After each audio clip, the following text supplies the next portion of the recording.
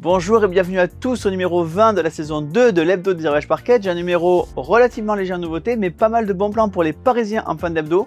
On démarre tout de suite avec la présentation des jeux. Et on démarre tout de suite avec le nouveau jeu de Klaus Jürgen Vrai 2. Le nom vous dit peut-être rien, mais il a fait un jeu que vous connaissez sûrement déjà qui s'appelle Carcassonne. Donc voilà, un expert des jeux familiaux. Ici, il arrive avec un jeu qui s'appelle Fire and Stone, un jeu où vous allez représenter l'humanité qui va conquérir le monde. Toutes les parties de ce jeu vont être différentes puisqu'il y a des tuiles réparties sur le plateau, face cachée, et que évidemment elles vont être réparties de façon différente. Donc toutes les parties vont être différentes avec en plus dans chaque partie une grotte spéciale avec une surprise à découvrir. Il y a pas mal de cartes surprises, donc vous n'allez jamais avoir deux fois la même partie puisque déjà la grotte va être différente d'une partie à l'autre. Un jeu plutôt d'exploration et pour étendre son territoire avec on va poser des huttes tout le long du plateau pour marquer qu'on possède des territoires. La possibilité de construire des nouveaux artefacts qui vont vous permettre d'accélérer votre partie et donc une bonne initiation au jeu de collecte de ressources, c'est Fire and Stone de Klaus Jürgen Vrai 2.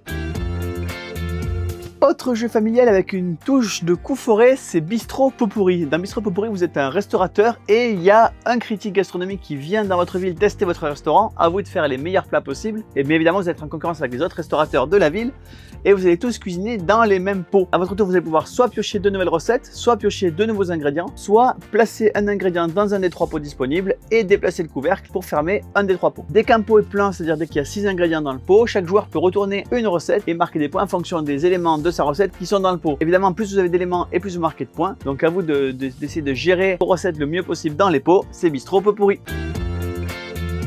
Autre nouveauté de type technique avec Split It, le principe est très simple, on va donner une série de cartes qu'un joueur va devoir découper en plusieurs parties et chaque joueur va devoir décider quelle partie l'intéresse. Alors évidemment, s'il y a des parties plus intéressantes, eh bien, tous les joueurs vont les vouloir et donc personne ne va les prendre. S'il y a des parties qu'un seul joueur veut récupérer, eh bien, il la récupère directement et les parties que personne veut sont jetées. Les parties qui n'ont pas été données sont redivisées et on va refaire un coup de vote jusqu'à ce qu'évidemment il n'y ait plus rien de disponible. À la fin de la partie, on regarde qui a récupéré quelle carte. Seul le majoritaire de chaque valeur de carte remporte les points, c'est-à-dire que si vous avez le plus de 5, vous gagnez 5 points, si vous avez le plus de 7, vous gagnez 7 points, et c'est le joueur qui a le plus de points au total qui remporte la partie, c'est Split It. Et on continue avec Turtle Bay, un jeu à partir de 6 ans. C'est une course de tortues. Vos tortues viennent de naître et vont se précipiter vers la mer. Et donc, c'est le joueur qui va avoir toutes ces tortues dans la mer le plus vite possible qui va remporter la partie. Comment ça se passe? Vous jetez les dés, vous avancez une tortue du nombre de cases représentées par les dés. Et en passant, vous allez renverser toutes les tortues que vous dépassez. Et évidemment, une tortue qui est sur le dos ne peut plus avancer tant qu'elle n'a pas été renversée de nouveau. Un jeu tout simple avec pas mal de coups forêt à partir de 6 ans, c'est Turtle Bay. Et on continue avec un autre jeu animalier qui s'appelle Speedy Ants. Là, vous allez devoir collecter des fourmis dans une fourmilière. C'est surtout un jeu à partir de 7 ans pour développer le calcul mental. Le principe est que vous allez tourner une carte fourmi et vous allez devoir retrouver sur le plateau une carte fourmi qui a la même valeur, sauf qu'on ajoute à cette valeur le nombre de cartes de la couleur que vous avez déjà. Donc à vous de faire les additions qui vont bien pour repérer la bonne carte. Le plus rapide évidemment va être le premier à récupérer la carte. On gagne la partie soit quand on a 5 cartes de la même couleur, soit quand on a les 7 couleurs différentes devant soi. C'est Speedy Ants. Toujours chez Our, toujours dans les jeux familiaux à partir de 7 ans, c'est Dollars Wanted, un jeu qui va vous initier au jeu de bluff et de double guessing. Le principe de Dollars Wanted, c'est que vous allez devoir attaquer différents bâtiments du monde du western. Chaque bâtiment a des contraintes particulières. Par exemple, pour attaquer le casino, il faut 2 dynamites, 2 pieds de biche et un revolver. Et les joueurs vont placer chacun leur tour 2 cartes face cachée ou décider que ça y est, il y a assez de cartes et on peut attaquer le bâtiment. Et dans ces cas-là, on retourne les cartes et on regarde est-ce que ça suffit ou pas pour remporter la somme qui est dans le bâtiment. Si ça suffit, on remporte la carte. Si ça suffit pas, eh bien on a révélé les cartes à tout le monde et les joueurs continuent à jouer. Le joueur qui a le plus d'argent à la fin de la partie remporte la partie. C'est Dollars Wanted. Toujours la conquête de l'Ouest, mais cette fois-ci vous allez conquérir l'Ouest avec des trains. C'est Whistle Stop. Le thème du jeu il est évident. Vous allez créer une ligne de chemin de fer qui va aller jusqu'à l'Ouest des États-Unis depuis l'Est des États-Unis, avec quelques particularités. Par exemple, vous allez pouvoir partager votre réseau avec celui de vos adversaires. Évidemment, vous allez leur donner quelques bonus si vous faites ça, mais la coopération va pouvoir vous aider. C'est également un jeu de pick-up et delivery où vous allez donc avoir des ressources à prendre à l'est et les amener jusqu'à l'ouest. Donc construction de réseau, pick-up and delivery avec un petit twist qui est que vous allez pouvoir vendre des ressources plutôt pour acheter des parts de sociétés ferroviaires ou au contraire les amener jusqu'à l'ouest pour gagner plus d'argent. C'est Whistle Stop. Et on continue avec du jeu expert, la dernière nouveauté de Alexander Pfister. Alors si vous me connaissez, vous savez que Alexander Pfister c'est un de mes auteurs chouchous. Il est notamment l'auteur de Great Western Trail, de Maracaibo, de Mombasa. Ici, il arrive avec Boon Lake. Dans Boon Lake, vous avez décidé d'abandonner la civilisation actuelle et de repartir de zéro dans un nouvel endroit qui a peut-être d'ailleurs déjà été habité, mais en tout cas qui est désert, et vous allez devoir développer votre propre village, vos propres structures dans cet endroit. Comment ça se passe? Eh bien, vous allez à chaque tour choisir une tuile action. La tuile action, elle a plusieurs effets. D'abord, elle vous donne un bonus en fonction de sa position. Plus elle est haut dans la file et plus vous allez avoir un gros bonus. Plus elle est haut, plus elle vous permet d'avancer vite sur le chemin qui va vous permettre de faire des décomptes. Elle a deux autres caractéristiques, c'est elle vous donne une action pour vous et elle donne une action pour vos adversaires. Donc vous allez jouer absolument à tous les tours, puisque que ce soit vous qui choisissez l'action ou vos adversaires, dans tous les cas vous avez quelque chose à faire. Évidemment, il y a pas mal de développement puisque au fur et à mesure de la partie vous allez enrichir vos possibilités. Un succès puisqu'il a été nommé dans la catégorie meilleur gros jeu au Golden Geek Awards de 2021, donc les prix de World Game Geek, c'est Boonlake d'Alexandre Pfister.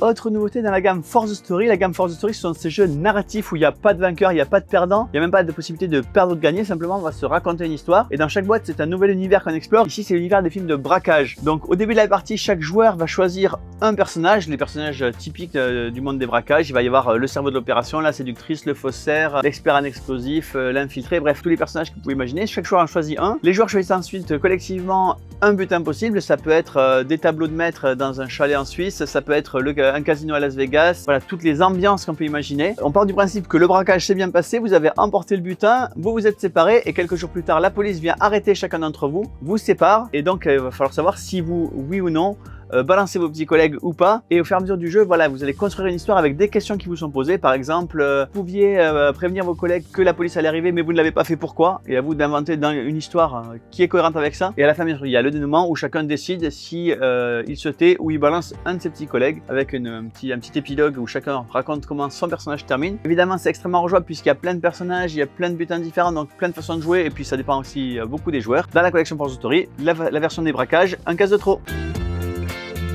Pas mal de nouveautés cette semaine dans le monde de l'île des chats. La première, c'est une nouvelle version du jeu qui est un standalone, c'est-à-dire que vous n'avez besoin d'aucun autre matériel pour jouer. C'est l'île des chats Explore and Draw, qui est donc, comme son nom l'indique, un roll and write, plutôt un choose and write. Vous allez devoir, comme dans l'île des chats, positionner des polyminos sur un bateau. Ici, vous allez le faire en marquant ces polyminos avec un stylo sur une planche effaçable. La mécanique est extrêmement proche de l'île des chats, ce jeu qui a eu pas mal de succès. Il y a dans la boîte un mode solo, vous pouvez jouer jusqu'à 6, c'est plus court que l'île des chats puisque ça dure entre 30 et 45 minutes.